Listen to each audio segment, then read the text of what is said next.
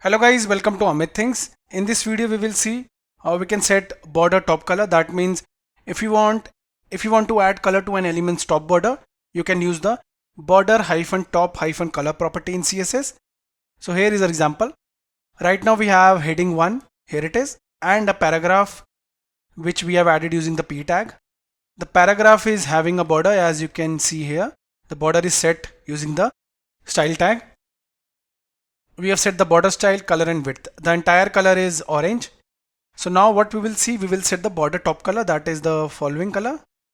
The complete color we will set with a different color. So as I told you before, I'll be using the border hyphen top hyphen color property. So let's just use it. Okay, so let's say I'll be adding blue. After that, click on save.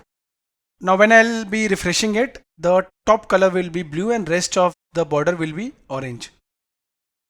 Here and you can see the top color is blue, so we successfully changed the color. So guys, in this video we saw how we can add color to an element's top border. Thank you for watching the video.